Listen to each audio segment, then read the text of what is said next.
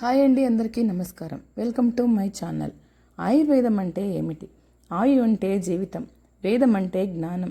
ఆయుర్వేదం అంటే ఆయుష్ని గురించిన జ్ఞానం.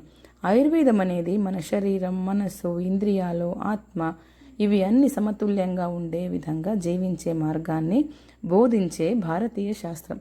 ఆయుర్వేదం మనకి ఏం చెప్తుంది అంటే ప్రతి మనిషి యొక్క శరీర నిర్మాణం, ఆలోచనలు, ఆహారపు అలవాట్లు, వాతావరణం వీటన్నిటిని పరిగణనలోకి తీసుకొని వ్యక్తికి తగిన ఆహారం, విహారం, ఔషధం, పంచకర్మ వంటి చికిత్సా విధానాలను ఆయుర్వేదం సూచిస్తుంది. జీవితం అంటే కేవలం బ్రతకడం కాదు, శరీరం ఆరోగ్యంగా ఉండడం, మనస్సును ప్రశాంతంగా ఉంచడం, ఇంద్రియాలు సమతుల్యంగా పనిచేయడం, ఆత్మ సంతృప్తిగా ఉండడం ఇవన్నీ కలిసే జీవితం. ఆయుర్వేదం ఈ సమగ్ర జీవన విధానాన్నే బోధిస్తుంది.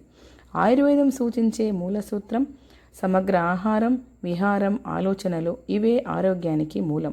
ఆరోగ్యమే మహాభాగ్యం. ఆయుర్వేదాన్ని అనుసరించండి, ఆరోగ్యంగా ఆనందంగా జీవించండి. జై ఆయుర్వేదం. ఈ వీడియో నచ్చితే లైక్ చేయండి, షేర్ చేయండి, సబ్స్క్రైబ్ చేయండి. Thank you.